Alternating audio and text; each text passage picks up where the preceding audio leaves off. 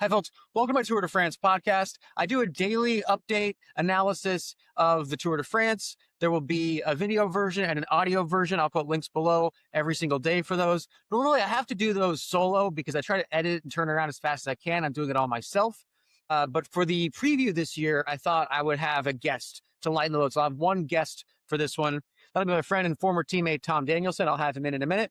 I also do once a year, I do an episode. I get comments all the time. All the comments are, who do you think's doping? Do you think this guy's doping? And I'm sick of hearing they're all doping conversation. So once a year, I do one video that's, all right, here's what I think is going on about doping. And this year I had Tom as the guest for that also. So this one will be the preview analysis, what's going to come in the tour, who we think is going to win, what we see are the storylines and the interesting arcs. And then we'll have him in later for a doping episode so I can speak against doping as an anti-doper and Tom can speak against doping as someone who has doped. So we'll get to that, but it was fun to talk with him here. This episode is brought to you by Momentous Creatine Chews. Momentous believes that high performance should be accessible, not exclusive. Their standard is rigorous testing and scientific partnership, best-in-class manufacturing, clinically effective dosing, NSF certified, with transparent labeling and zero artificial fillers. It's 1 gram of Pure creatine per chew. That is the gold standard of creatine monohydrate. It's a chew, not a gummy. It's stable. It's precisely dosed. It's to actually work around your schedule. Take 5 chews, stack them throughout the day, or add them to your existing routine. Momentous Creatine Chews boost power, strength, and intensity output, enhances muscle recovery and growth, supports brain function, helps maintain muscle mass and performance with aging. Used by more than 200 collegiate and pro teams, developed alongside top scientists, researchers, coaches, and performance practitioners. This is a creatine that fits into real life, not just the gym. If you're ready to achieve performance for life, use my code to save up to 35% on your first order. All right, so welcome, Tom Danielson. Thanks for joining us today. Oh, thanks for having me, Phil. It's awesome to do a podcast with you. All right, let's get into the Tour de France 2026. Let's talk about the obvious stuff first. The Tadej versus Jonas. What are our predictions for who's going to win, how that's going to look? Yeah, I mean, it's funny when you hear analysts and stuff talk about this, because I think you'd have to be out of your mind to not say Tadej is going to win the Tour de France, right? Like, I think if you're up here saying, oh, I think Tadej is going to win, I mean, the list that goes on and on and on, right? Like, number one, he's just better. Right. Number two, he's better in every place now, right? There's really not a spot where he's not better. Number three, hasn't had any injuries or illnesses or anything like that, like he has in the past. Number four, he has a really strong team. And number five, like, he's got a lot of confidence. You know, he's going into it with a lot of momentum and a lot of experience where the years before, maybe he didn't have as much. So he's the all-out favorite. Doesn't take a rocket scientist to figure that out. And honestly, it's his race to F up, right? Exactly. The recency bias is a funny thing, and I understand it, but I saw Jonas made tidy work of the Giro. He looked great. His team looked great. And a couple weeks later, I was just like scrolling through the Apple headlines, and it said, Michael Storer says that this year Tadej gets beaten by Jonas. And I scrolled a little bit further, and it was Tadej solo with 75K to go, stage 1 Tour de Suisse. I was like, oops. they're both incredible. And it looked to me, correct me if I'm wrong, it looked like typically when you do the Giro Tour double, that's kind of a sign that you're not super optimistic about your chances for the Tour. Like, I saw that as Jonas kind of hedging, like, I'm going to get one Grand Tour this year because Tadej won't be there. And then the Tour de France, I'm probably racing for second. That's sort of how I interpreted that. But it did look like he raced the Giro as training. It looked, the way he rode that, he was solid. It didn't seem like he was ever reaching. He was well better than everybody else. But it didn't look like he was going to come out of that super torqued, super fatigued, and he had enough time for the Tour. I think you're right on the fact that doubling up and really going for the Giro and winning the Giro and taking that crown, getting the 3 Grand Tour wins on your results, you know, that was an easy thing for them to achieve. And I think at this point, they're really kind of trying everything over in the Visma camp, right? That, you know, they're trying different riders, they're trying different tactics, they're trying different race preparations. Jonas is riding around with hair on his legs right now, right? They're extra relaxed now, whereas before they were very uptight and like an army before. And I think you've got to do that, right? Like, if you're trying to get better and you're trying to get in the game. But, you know, at the end of the day, like, I think Tadej is just a better rider. And, you know, different ways to prepare to get to a certain level. These guys know how to do it, right? I said this a year before, but it is really between these two and the top of the world tour. It is an arms race. It is who can build the craziest zones possible and who can make these zone combinations of fitness in places that no one has expected it before, attacking at base of these climbs, riding, higher threshold numbers than ever before. We're in this age of data where we know what all these riders are doing. We can figure it out from power to weight and VAM and all this stuff. We've got enough training information where we can create training to build certain zones a certain way. We know that food is a good thing now, whereas before we thought food was evil and it was try to get as skinny as possible. So you see these more muscular riders. And so, I think, they took the Giro. Smart. He looks amazing. He's riding really well. He's saying that he's as good as he was before. They're in position if Tadej F's up, or they can push him to F up, that they can capitalize off that with this form. There's one thing I do want to say between these two riders that no one really talks about. You will respect this for sure. It's amazing how easy these guys, Tadej and Jonas, make racing look, right? Jonas did the Giro kind of for training, and I agree. But it's amazing how he can just ride at the front of that peloton, like just skills alone. They're not crashing, not crossing wheels, not riding out. Like these races are freaking hard, right? Yeah, no, the level is insanely high for all of them, and especially those two are a notch above. The fact that Jonas could start the Giro and know it was his race to lose and just very easily execute. And then Tadej, people talk about like, oh man, Tadej's racing. It's so boring when Tadej races. I'm like, imagine being Tadej. He was bored winning the Tour de Swiss. He was like, F it, I'll just go solo day one. It's just like, this is just him like, all right, I'll pick another check. And, but really like he's more interested in Roubaix than the Tour de France, I think, at this point. That's just his money maker and his job. We agree that Jonas is entering. He's going to do his best. He assumes that Tadej's best will probably be better than his. Not quite defeatist, but they're also going to be opportunistic if they see a chance. If something goes wrong with Tadej, that's why you have to race the race. They no longer have Wout. So let's talk about the support rosters real quick for each team. We have Wout out, which I feel kind of two ways about that, which is one, last year I kind of talked about like Wout has a thing where he's a sprinter, he's a climber, he's an all-rounder in a way, but he also likes to win stages. And when you have Wout in there, there's sort of a mixed focus to an extent of like, he's going to get himself up the road and try to win stages. You just can't stop him from doing that. And I thought at some point in the last couple of years, he was a distraction from the ultimate team goal of Jonas trying to win the Tour. But on the other hand, him being out, I think they're still better off with him in being occasionally selfish, because of the 5 days where he's just 6 dudes executing teamwork in favor of Jonas, right? Would you agree with all that? Yeah, overall, it's a negative for them to have Wout out. And the best way I can personally describe this is 2011 Tour de France. We had Thor Hushovd. Was a similar rider to Wout. And he won stages. He took the yellow jersey. We had the yellow jersey for our team. From my perspective, really raised the level up to where he was at. And riders of this caliber and this experience, even though that they, from the couch, they look like they're making selfish decisions, at the end of the day, like they just command so much respect. They have such a clear understanding where to be at what time in the race.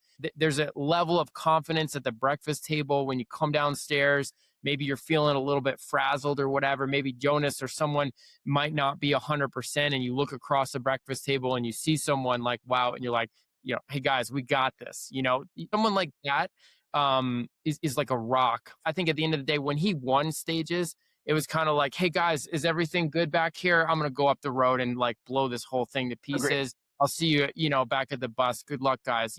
Sorry, it was last year he had the baby, right? That was and he was going to leave early, and there was kind of a distraction with that towards the end of the tour. Like he was trying to get his stage win before he left, and it was just a lot of times I was like, man, if I was Jonas, I would like my best guy to be near me right now. And Wout was everywhere but there. But then there's also just a guy like that, you can get in trouble and he can undo it. Like he can get you out of a jam as a team. So yeah, he's going to be missed. Yeah, I mean, the big guys like Jonas has is Matteo, right? Your buddy there. Yep. He's from Cali, right? He's from Boise, but he lived down here long enough that I can call him a bro. And he's a jelly belly, right? You weren't really a pro cyclist in my era if you didn't do 1 year on the belly. He was the last one to check that box. And he just showed really good form at Dauphiné. I also felt like he was training there. There were guys crashing off the side of the climbs and the descents. I felt like Onley was trying to win the Dauphiné, and Matteo was like, I don't care who wins the Dauphiné. I'm here to stay fit and sharpen for this. And he let those go. He descended carefully. He has his eyes on the prize, was what it looked like to me. Matteo is, I would describe him as just like pure class, right? Like I'd say, what you see is 80% or 85%. He's always reserved. He's always got a lot available if he needs it. He always gets the job done. So I think he's really the rock for Jonas on the team. I know Sepp also on the team. Sepp, when anyone on that team has won a Grand Tour, he's been a big part of it. He always delivers. So Sepp is another key reinforcement for Jonas on the team. So new guy, Davide Pigazzoli, interesting choice to bring him to the Tour de France. Blew up the Giro, absolutely crushed the Giro. Really, really amazing performance. And so I think he's another climber for Jonas's arsenal. The younger rider, he has less experience. Again, I think it's an interesting choice, but I think the team is looking at and saying, hey, who's going to take Wout's, role that another extra guy in the mountains that can get it done. I think we'll see him there. They've also got Amaral, who's no slouch in the mountains and all around. And in the Wout tractor department, Campenerts might be the second best in the business. And then for Tadej support, he's got Del Toro, who was hilariously incredible at the Dauphiné. We have McNulty, so one American in there, Adam Yates, Niels Paula, Tim Wellens. They're in good shape too. Yeah. I think Tadej's team looks pretty scary on paper. I'm really happy to see McNulty in there. He did do originally the Tour de France with them, and I think he was there the year of like Tadej's meltdown. And I don't know if any of that changed anything moving forward. He is such a big asset to this team because he really anchors like Del Toro, where someone like Del Toro can be so powerful for Tadej. Right. Really needs another person to keep things in check, right? And I think McNulty does that. Adam Yates, he's kind of one of those riders that's like always good. I just remember he has a great time on Rocacorba, right? I always looking at his Strava time when I was training back in the day, and I was like, damn, that dude is a really good climber, and here we are, right? Both those teams have guys who could podium or top 5 the GC without their designated team leader. Like neither one I would call a backup plan, but I also, if something happens to Tadej, I could see Del Toro coming second to Vingegaard. When we dive into the stages, it will be cool to talk about this because the way that they designed this race, I do believe with the Del Toro aligned teammate, Tadej has some very interesting possibilities in the first 50 stages. I think a real wild card is Paul Seixas. He had an insane start to the year. He was second to Tadej to where like it looked like Tadej really had to try, and we haven't seen that in a while. It looked like Tadej had to try to beat him. My feeling is a guy that young, he came into the year and he was so much better than anyone expected that like I don't know if they knew he was on peak form or still coming up. Like I don't know how you plan form when you come out of nowhere to that extent, how you build. And I think we kind of saw that at the Dauphiné, which isn't called the Dauphiné anymore. So that's why I forgot the name. But I think the team came in with expectations that they weren't able to deliver for him and he wasn't able to deliver for them. And it probably put him in the right time or the right frame of mind going into the Tour to where now, what do you think Paul Seixas is realistically going to race for? Paul Seixas to me is, and again, this is like, being an analyst or whatever, talking about it, like at the end of the day, like we really can't give too much like useful information because no one's ever done what he's done or he's doing right now. He just dumped himself on the pavement. Is that because he's young? Like, so I'd say like the obvious, human being response to Paul Seixas is like, dang, this dude is young. He's probably going to do young guy stuff. But then at the same time, it's like, okay, is he setting the new bar for like when young riders come good in the sport of cycling? Can we expect more young riders to do what he's doing? There's a lot of just unknowns, but I would say, like, logically, he has a great position in the Tour de France because he's 19 and he's never done it before. So, like, it is his virgin Tour de France and he can do whatever he wants and it's going to be great, right? And he just dumped himself on the pavement, heroically finished that stage, couldn't start the next day, but tried. Right. See videos of him training like a hero, all bandaged up in the mountains right now.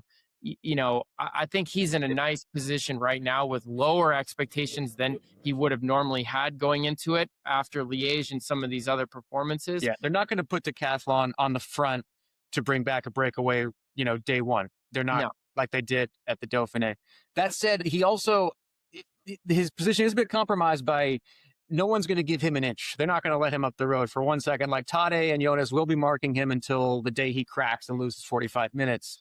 He's not going to have a leash whatsoever. So, okay, we agree on Paul Seixas. That's good to know. Yeah, I think the one thing that maybe is worth talking a little bit about Paul Seixas is just the pressure of France, right? I think everybody's looking for the next French winner of the race. I think he's negotiating contracts for next year, or even I know it goes I to just saw an offer for $13.5 million, so more than Tadej is getting paid.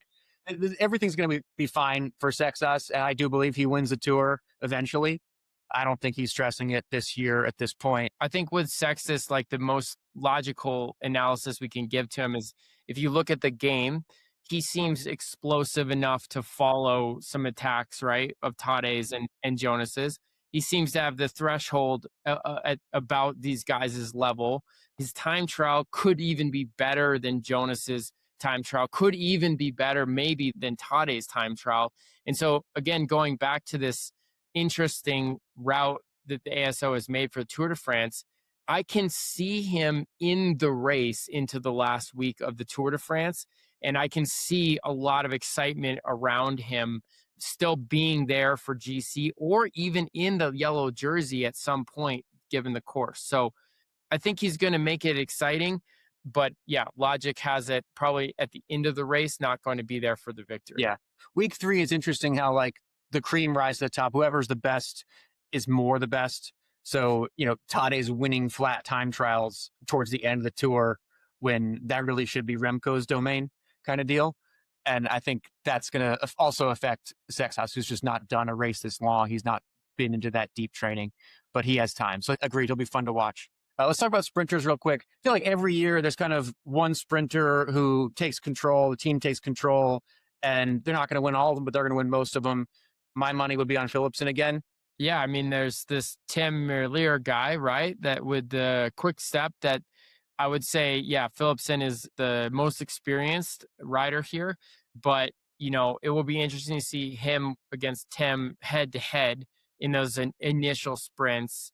In my opinion, in the sprinter category, there's a lot on the line for these teams, right? Because we know that the Tadej versus Jonas versus Sextus versus Remco, right? Like, that's going to be absorbing much of the television. And these big teams that have the biggest budget and the best riders, they're going to be taking a lot of that TV time on those mountain stages and the transitional stages. And so the sprinter teams, like, I think they have a lot on the line to keep their team, their sponsorship, keeping this stuff going, right? And so I think we're going to see some probably more exciting sprint battles than we have in the past, right? And they changed the green jersey rules to kind of favor it more towards the sprinters. So yeah, I think like teams like NSM, right? Like these guys. My for sure will be up there, and that's their primary goal for the race. The Matthew van der Poel leading out Jasper Philipsen is hard to beat, but other Jasper Stuyven leading out Merlier has also been really impressive this year. So they don't have as many years together, but to see those 2 or 4 guys go head to head, I think is going to be a blast. And it seems like Trek they're not bringing Milan, right? So it's a very GC team there. So again, that puts more pressure on the 2 other key sprint teams. And I think NSM, they need results, right? They need to make stuff happen.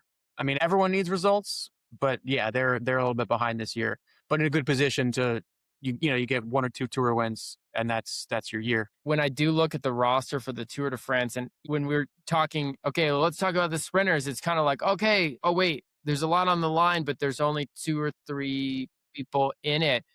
It does kind of almost seem like we're moving towards the extinction of the sprinter, right? Like, I think with all this excitement around the GC and Yeah. these super riders, it does kind of seem like, I remember in my Tour de France times, we had Cavendish and Sagan, and the list went on and on and on with the sprinters, and it was terrifying, these sprint stages, because so many sprint teams were just armed and loaded for these things. And I'm looking here, and I'm not really seeing a whole lot. I guess what's more terrifying is the breakaway stages. It kind of looks like, probably had to almost go back on what I said with, there's a lot on the line for the sprinters. It looks to me like everyone's coming locked and loaded for every stage that Tadej's not going for. Everybody in the breakaway, that's going to be crazy. Yeah, I think that's accurate. I think those races are going to be more aggressive, and all those guys seem to have dudes for it. What's a scenario where Tadej loses the Tour de France? I think that this is a great question. Like, how could Tadej lose the Tour de France? And if you're in Tadej's mind, and this feeling from you racing GC or going into one of your races really focused on winning, when you're the person, like, you really have to fight and work hard to see all the reasons why you're going to win, because most of the time you kind of see all the reasons why you could lose, right? And you remember this as well as a rider, when you're getting that form, when you're hitting those numbers in training, now all of a sudden you're like terrified of getting sick, or if you get out of bed and you feel your Achilles a little tight or something like that. There's all these things that the public doesn't really address, or we don't really talk about, because when you watch it on TV, it looks so easy. But when you're the guy or the girl, right, like, you're a human being, right? Like, you're trying You get to execute. almost self-destructing all the time.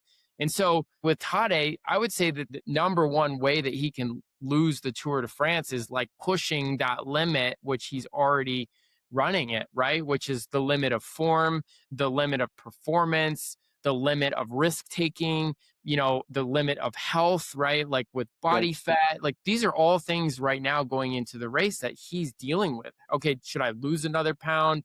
Am I the right weight? Do I do that extra hour in training? I feel a little bit tired. Do I cut it back? And so he can really self-destruct at any moment. He's obviously become really good at not doing that. And I think that's probably one of the reasons why he's so good. But some of the ways that he could self-destruct would be, number one, crash. The obvious mishap is definitely a way he could lose. And the same, I would say, like, if no one has enough support riders, and there could be a version where, if McNulty's out, Del Toro's out, like, he's going to rely on both of them. And it's going to be a lot for him to cover stuff and be at the front if one of them is out. So I could see, the hypothetical here is a version where they just get behind. They don't have enough dudes to undo something. I think when it comes to that kind of depth, Wiesma might be a little bit stronger. Whereas on the climbs, I think Emirates has it. Yeah, I think Tadej also could make a bad decision, like we see in Tour de Suisse, where he goes for the attack, or he tries to make a move early on. We've seen him do it before in the Tour de France. It's not the right moment. He goes out there, he burns the matches, so to speak, and blows up or his ability to keep pushing on, and a rider comes from behind. And he's done that before. I think he's learned that lesson to not have too much fun. But you're right, that has happened and that could happen. It's tough though, right? Like, a lot of times, like, your body, from training, your zones, your ability, and you see an opportunity and you start pushing it and you get out there and you're like, dude, I don't have it today, Right. That's the thing too, is you're always, your one day, your one night of eating the wrong thing and being up all night on the toilet. Everyone is that vulnerable, is kind of the honest reality. I don't want the race to come down to someone crashing or something like that, but that could always happen. And that's why we have to race the bike race. If you also think about Tadej's mindset, right? Like, he's won this race a lot. He's won a lot of other races a lot. He's won a lot of stages in this race, right? He's got really high expectations for his performance in this race. And you could see last year with his knee injury, and I think he was also sick, he wasn't happy being unable to win, right? He was so over it the last week. He wanted to go home so bad. Yeah. And so I think that, he's going with Alpe d'Huez, he's going to want the record, right? With these early, stages, he's going to want to win these early stages that are not easy to win. He's going to want to win this race by a big margin. And that's going to push the limit. And I think he's only going to accept pushing the limit from himself. And so I think, again, he could, push the limit a little too much and go over the edge. And a Jonas or a Remco or Lipovitz or Seixas can capitalize on that moment. I mean, it doesn't matter how good Tadej's team is. If he's struggling, if he's out, if he breaks too many matches sprinting Vanderpool for an uphill finish week 1, that's one more match that Jonas doesn't have to deal with a couple weeks later. Okay, let's go team by team real quick of who's in there and what are their goals. Alpecin, sprint group, breakaways maybe. They got Caden Groves, Vanderpool, Jasper Philipsen, right? That's pretty simple. We've got Bahrain. I'm only seeing 3 guys on the start list for them at this moment. Lenny Martinez, GC Dark Horse, and Stage, and maybe if he can't pull that off, KOM. Yeah, I like him. I like him going for KOMs and stages. That totally tracks. And they would be committed to that and be happy with, if he slides into the top 10, right? Decathlon, as we said, Paul Seixas, I think they're going to go in there and do the best they can with him and be fully committed to it. EF, stage hunting, question mark, right? Carapaz could always be potential GC top 10. Yeah, knowing that team and that program, they'll have all riders doing all things with Carapaz, KOM, GC, stage hunting. Everyone has got a lot on their plate probably in that team. And we'll see them everywhere. It's crazy because when I think about last year, Ben Healy, right? Like he had the yellow jersey, like he was like GC Healy. So they always have some kind of surprise. They're good at having the right guys and being opportunistic. And then once they see the opportunity, they're like, okay, we're committing to this, and it could be anything right now, but it's like, oh, we're going to go all in for the KOM because, one guy got in the break the right day and got a bunch of points. So now if that's all we're doing, or, oh crap, this guy just made a breakaway and got 18 minutes. So now we're going to keep him in the top 10. That's kind of their move and tried and true at this point. Groupama FDJ. Yeah. I mean, they've got these like fast finishers, right? They've a lot of puncheurs. David Gadu, he's always up there, right? He, in a lot of these early stages, suit him. So he could even be like a, stage winner, yellow jersey out of a breakaway, something like that. Martin, right? He's on the start list. Remember him? He was kind of a surprise. And so, that team always delivers. Home race, they'll be in there. Net Company, Ineos, Oscar Onley out. What are they going to do? They still have good riders. They're going to be opportunistic as well, I think. They're going to try to find Aaronsman in the top 10, Ghana with some stages, potentially. You got this Carlos Rodriguez. I don't know what's going on upstairs with him, but I mean, now seems like a good time to get it together and continue the progress that he set off years ago. I'm sure he's had all kinds of things that he's had to overcome. And honestly, I have not been following him super closely, but Vauquelin as well, like he showed a lot of promise in home race. I think his form isn't super good this year, so maybe not 100%, but I think he could also ride into some good form. And then Ghana. Yeah, I think they don't know who their leader is, but they have a few options for someone to be a respectable GC, and Ghana as the tractor, and Ghana's good for a time trial stage. And I think he could win a normal stage, right? So it's he could just K to go and win the field sprints at any point. Yeah, past him. I can see him winning a stage or two before we even get to the time trial. Lidl Trek, they've had an interesting year. I wanted to talk about their managerial changes. Have been confusing. I don't know. I read an article in the Atlantic about it recently, and they just kind of brought in. Well, they didn't just, but the Schlecks have been in for a while now, and kind of recently seems to have pushed everyone else out. And there were some funny quotes in the article about Frank and Andy not listening to other people and doing their own thing. And I was like, well, you just hired Frank and Andy. So that's how that's going to go. Luca Giersolena was out. I didn't know him super well, but I had interactions and I actually liked that guy. So confusing. I guess we'll see how that works with those guys. Skelmos has been looking good. Ayuso's been looking good. Mads Pedersen is always good. Chacone. they have a lot of good riders, I think, to play around in the GC, to play around for stage wins. I don't think they're going to be dedicated to anything specifically, but I think they're going to be good across the board. I think Quinn Simmons is going to finally win a stage. I think he has to. Yeah, Quinn seems on phenomenal form, and it seems like he's had a really consistent preparation for the race as well, like good training. He's had a good race schedule. They haven't had him doing a lot of races that don't suit him. Right. So it sounds like he's able to kind of pick and choose, like when he's training in the US and when he's training in Europe and which races he's doing. I think all signs, like you said, point to him winning stages. So I would expect him to win a stage for sure. I mean, it's easier said than done, but Sure. He's going to get himself opportunities. He was close last year, and it just seems like he's half a notch better now than he's been before.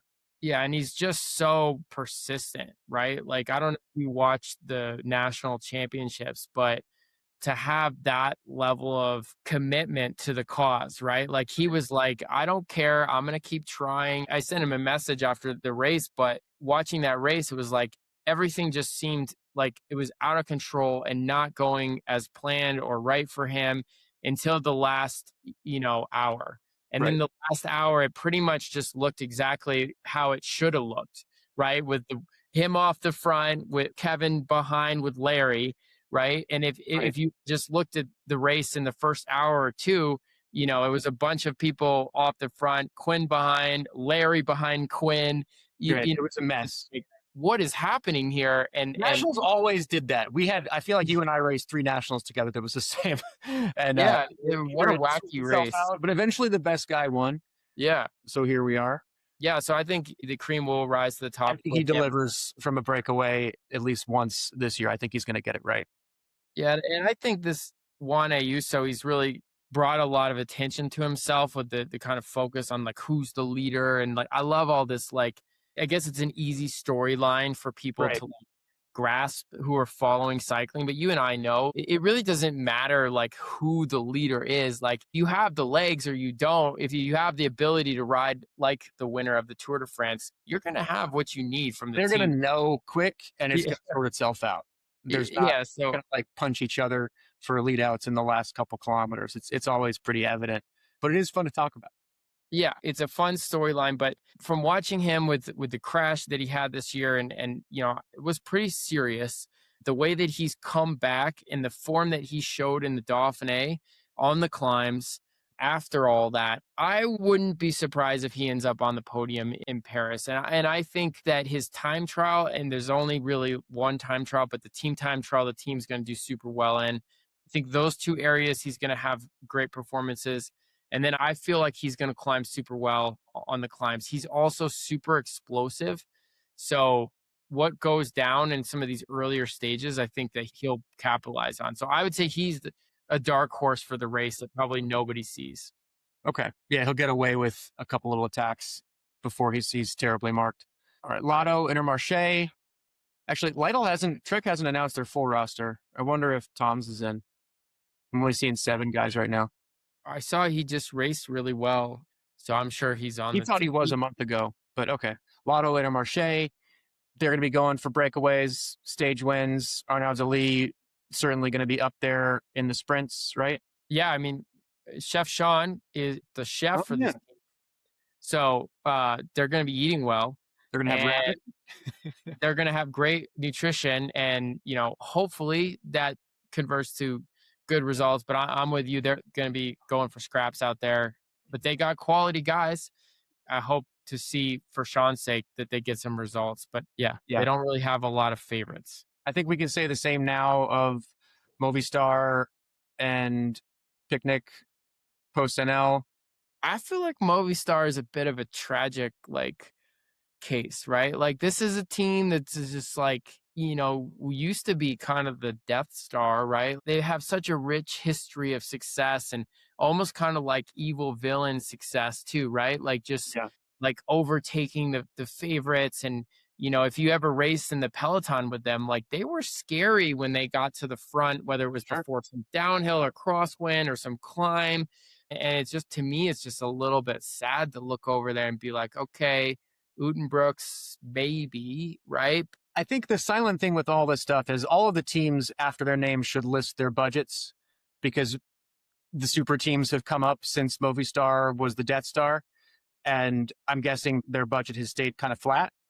So invisible to us, but they're up against something very different now. And they're just not going to be able to put in the $13 million offer to the 19-year-old upstart. That would be their only rider if they did that. Yeah, it's tragic, right? And the white jersey, I feel like it's not as fierce as the blue or the black even, or That's the dark green. So with the Europe heat wave, they're all going to be in white. They're all going to have cooling vests. There's going to be a lot of ice socks. That is something worth talking about.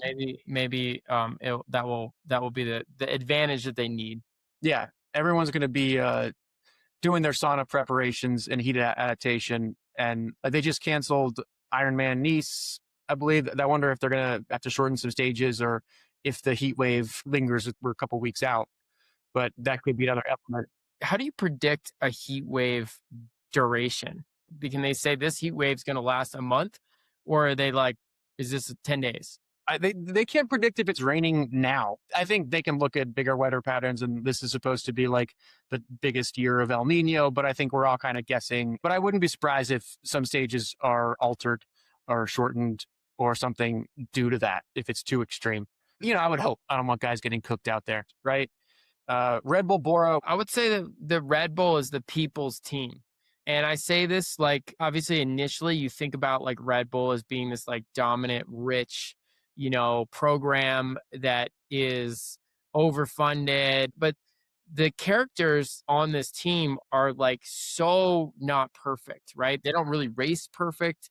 They don't really have like perfect results. They don't have a perfect path of history and things like that. And even though they're big names and they've got a lot of money behind them, I do think that if Netflix was still going with it, that like following these guys would be worth it, because you're going to have a lot of real people problems on this team. And I think every storyline that you and I, that everyone, normal people now follow in our lives and in cycling, will be played out live on TV on this team, right? Which is, starting with number one, dealing with high expectations. This team to me is the definition of too high expectations without the path going in, right? And none of these riders here should even expect to win the Tour de France or even be pushed by their team to win the Tour de France. Can they win the Tour de France down the road? Yes, 100%. But are they there right now? No, they're not the favorites. And so hopefully this team is like going in there and saying, hey, Lipovitz, hey, Remco,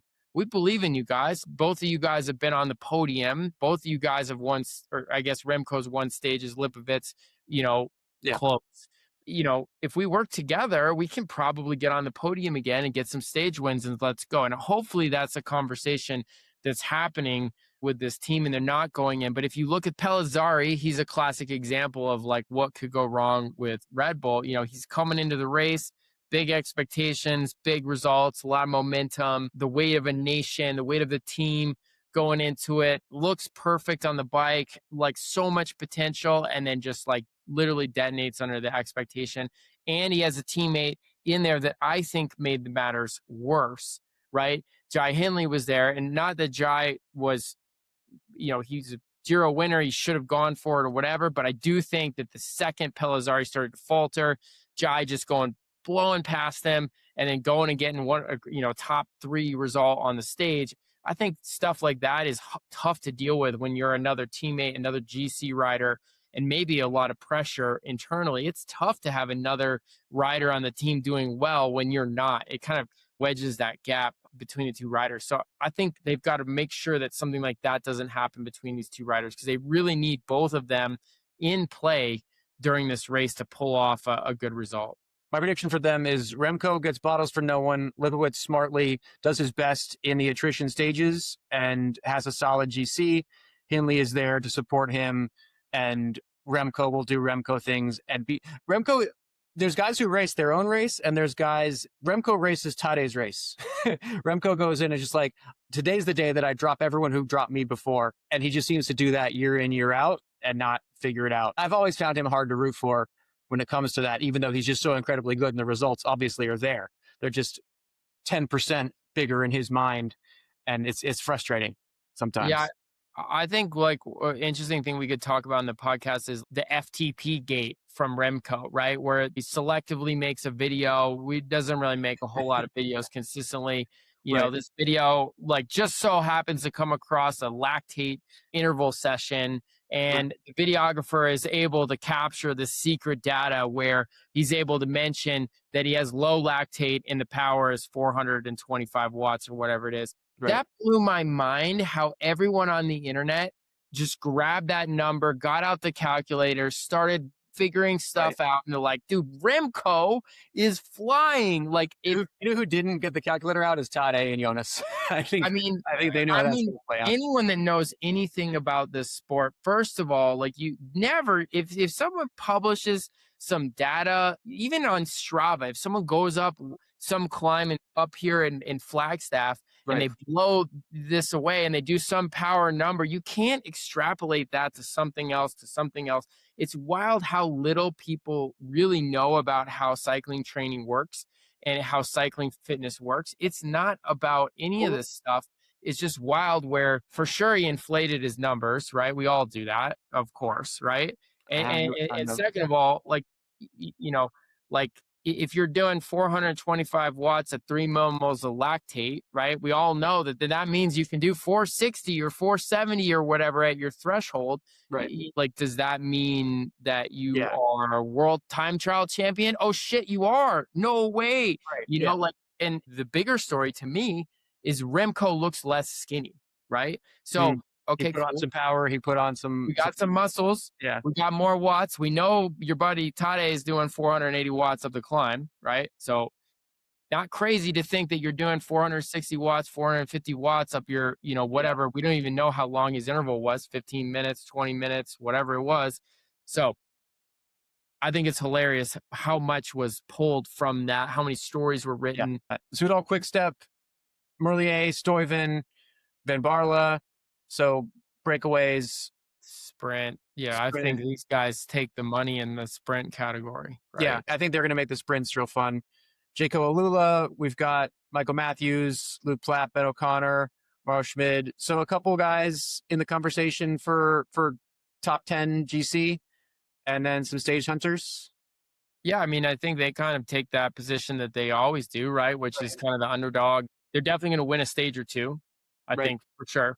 And then, like probably O'Connor, again, he's done the Giro. He's quietly progressed. He's probably going to be in the top 10. I think he's also on a contract year. I think I heard somewhere like maybe he was going to return back to decathlon.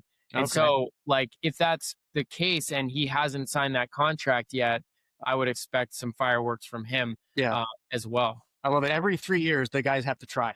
It's absolutely. I mean, that's funny how that works. Find a little extra power on a contract year for sure. Right.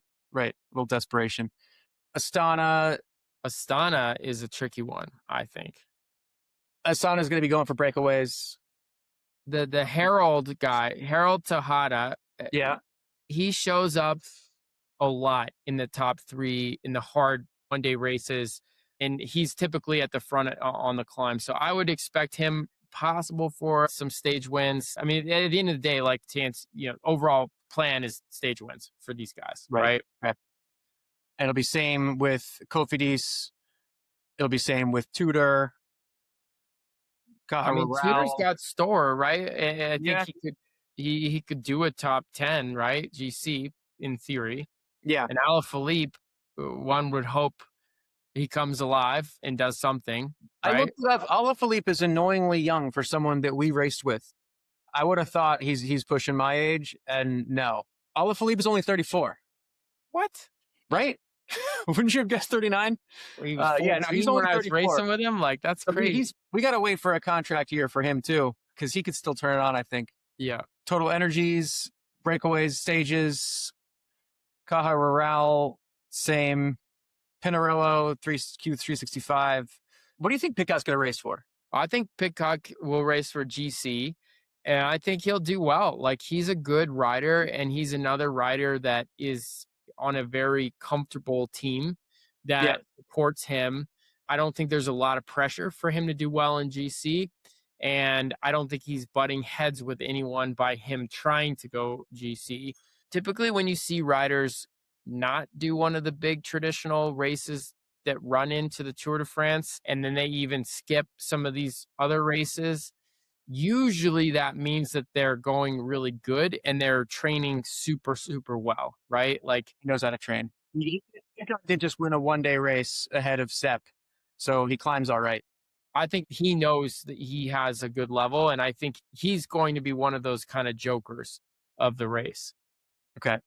All right, let's do a quick stage by stage. Stage 1, team time trial, Barcelona. I like the team time trial existing. It's funny because I go back and forth. Like, the time trials are hard to watch and not that interesting. And it bothers me that you can kind of, how much speed you can buy with this equipment, and the lower level teams are a disadvantage. And now, someone's got all this crazy gear and bearings and whatnot that's just seconds on and seconds on. But at the same time, I think time trials and time trial gear and equipment is an important part of the race, and I want it in there. What do you think of the new team time trial format? I like they're changing it up, but I can't figure out what it means. The way it works, correct me if I'm wrong, is the team time trial, they all race together, but instead of the fourth rider across the line, and that being his time as the GC, it is every rider across the line gets their own time. And then the winner of the stage is determined by whichever rider from each team crosses first. So the fastest one finisher. So if you just have Ghana finishing a minute ahead of everybody else, Ineos wins the stage. So they're still going to be protecting their GC guys. What does it mean, I guess, these new changes to you? From a fan's perspective, I think it's easier to understand. It's kind of like what we try to explain to everyone what the Tour is like. There's a team, but there's one winner, but the team wins, right? Like, it's the one race that actually kind of makes sense, right? Like, there's a one winner, but then the team is also a winner. And so maybe in a way that they have changed the rules for that. Unfortunately, I think that they changed the rules to make dumber courses, right? Which this opens it up where, yeah, we can do a team time trial that finishes on the top of Mount Baldy. You know what I mean? Which is like, we're starting downtown LA. We're going to rip across through all these city streets, and then we're going to watch Tadej ride his time trial bike up Mount Baldy and just blow that out of the water. I think that's kind of what this is about. Mount Juic being the Mount Baldy, right? I think, like, from a team perspective, it's kind of like, I guess, less pressure for the other riders, because it really doesn't matter if you can just turn and burn, and then when you're done, you're done. The problem with team time trials always has been the team who already has the best guy, who's probably going to win the overall, is now just extending their lead and making the overall result more predictable and giving Jonas more of a disadvantage to overcome if Tadej is working really hard the time trial and putting time on there. So that's the issue. I don't really feel like they've solved that at all. I don't know if that's possible to solve and still have the stage, but I like how it looks. I like that they do it, and I like they're trying something. I also do like, to your point, that when the winner of the stage is the team and not a guy who rides for whatever. I just think, like, as a business,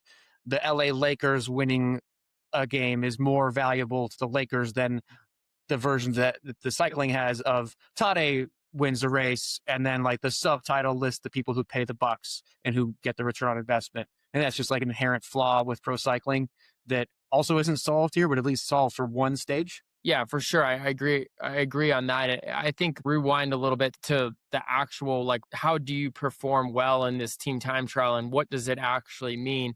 I mean, that side of it is very complicated, right? Like, when we did the team time trial training to prepare for Tour de France or Giro or Vuelta, the teams that trained the team time trial did well.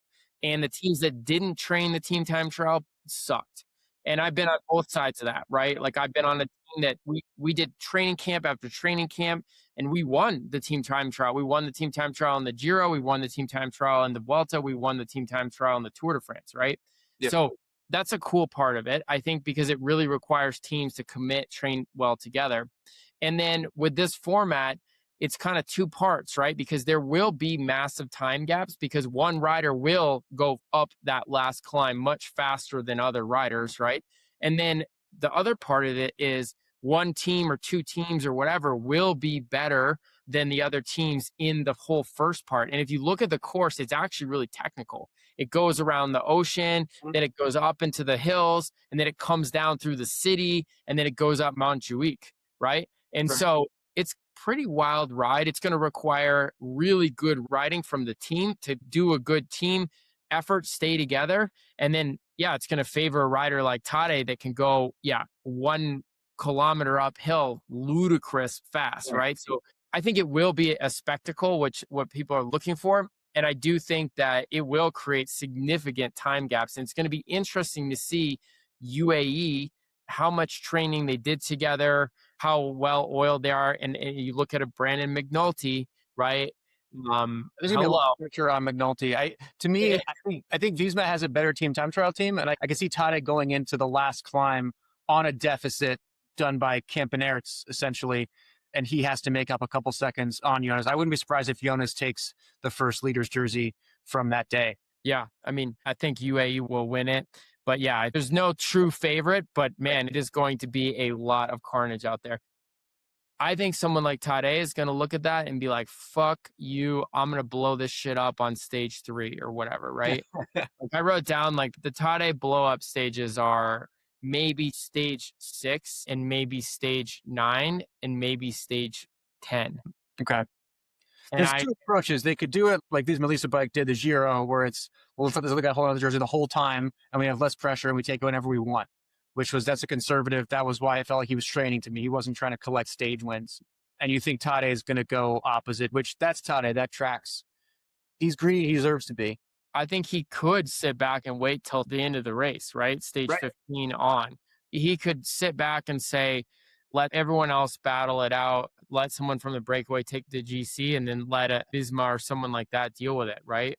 But I think he's going to try to create some carnage in some of these earlier stages that I think were designed to do the opposite. And I think he has a bitter taste in his mouth from last year. One, from the Visma scorch the earth strategy, which like every day was like, okay, do whatever it takes to kill ourselves and kill Tadej, right? Like that. I don't think he was that happy with that. He was mad they didn't just surrender when he felt like they should have. And to be fair, he's probably right, but that's not what the bike race is. I felt like they did more than that. I think they literally like tried to kill everyone in the race. Like, you know what I mean? Like, I think there's one thing like throwing some attacks and racing strategically to try and make it hard in the end. But, I think they took all their best riders and had them ride into the ground early on every day, everywhere. And I think that was obviously very difficult for everyone in the peloton, but also very difficult on the Visma people, right? They all blew up and died. Right. So you can guarantee they're not going to do that again this year. And you look at the team that they have, it doesn't look like a scorch the earth team. So I would expect Tadej to want to scorch the earth in response to what happened last year. And I think looking at the way he raced Swiss, I would bet that was planned. And I would bet that is going to be something that we see in this race. Yeah, I think Tadej goes solo a few times, and he doesn't want to just launch on the last climb and put time on Jonas every hill. I think he wants to win by a couple minutes a couple times. Yes, and the Del Toro, I think the Del Toro card comes in some kind of crazy tandem move, right? Where they both get away, or he bridges to Del Toro, and then they do some crazy slam dunk on one of these mid-mountain stages. I wouldn't be surprised if Del Toro holds back to race conservatively against Jonas. So Jonas is now having to earn second from Del Toro. I could sort of see, like, I think he's going to get it, but I think Del Toro puts pressure on him and kind of races against Jonas the way that Jonas would race against Tadej. The stages that I thought were exciting were is this stage 10? Did you see this thing? We got them all up here. Right off the rest day. And it's like a Liège Bastogne Liège looking thing. Oh. And I always think these profiles are hilarious, right? Because you look at these things and you're like, oh yeah, it's just a gentle gradient up. Like it's just a bunch of little rises. But from my experience, when a profile looks like this, this is extremely hard. It's only 166K and it's after the rest day, right? And there's a bazillion climbs later climbs, right? There's punchy climbs and there's fresh legs. Yeah, I see what you mean. That could be a day that Tadej launches and goes through a breakaway. Yeah, I think it will be interesting to see like if they if they use some of these stages as launch pads and to make it super hard. Um, because like last year, a stage like this, Visma used right to really put the pressure on Tadej and yeah, everywhere too, right? The uphills, the downhills, everywhere, just making it super hard. So part of me kind of feels like there's going to be some redemption on a stage like this. Sounds like fun. Sports Earth Tadej. I'm into it. I mean, that's kind of like the stage that stages that maybe are not so recognized, but I think like the obvious one with the Alpe d'Huez and the day after La Sirène, the Telegraph and the Glibier, right? I believe this is also a Tadej or Jonas to Tadej Scorched Earth, right? I believe it was on that climb that the three Visma riders were really taking turns attacking him. Correct. So I think there's also going to be some statement rides on this stage. If you've ridden this climb, right? Like you did this and the Telegraph into the Glibier, like that's insane, right? And when I did it, Alberto Contador attacked at the bottom of it. It was insane this day, right? Like we started, we went down some big highway, left turn, and like Alberto smashed it right at the base. And like we were in, a lead group for the entire day. It finished on Alpe d'Huez. And it was like one of the scariest but coolest things I'd ever done on a bike, right? Because you're doing, an insane amount of watts and the base of this hour-long climb with one of the most iconic climbs that follow after it with these riders. I can only think that Tadej is going to do something crazy on this climb, right? And it's I think full greatest hits stage. He wants to break the KOMs, and set the records. I think we're gonna see a crazy performance in these stages. So I'm really excited about those two particular days, and I think most people that are watching the race all like know the cycling history around these. And there's this big discussion around Pantani. His Alpe d'Huez time. Is Tadej going to be able to break this kind of untouchable Pantani time, or is Jonas or whatever? And there's the Twitter predictions that the two riders are going to go below this, Tadej and Jonas. And I hope it happens, right? I think that would be cool. All right. Thanks, Tom. This is good to have your experience in this Tour de France preview. And we're going to come back with Tom for the once a year I do the doping episode. And we're going to come back with a real doper. So that'll be Tom Danielson will join us for that conversation this year. Make sure you subscribe to this channel and check out Tom. He's going to be doing commentary on Instagram. I'll put all the links below, but make sure you'll see I'll be doing daily coverage from the tour this year every single day. So pray for me. I'll see you then. Thank you.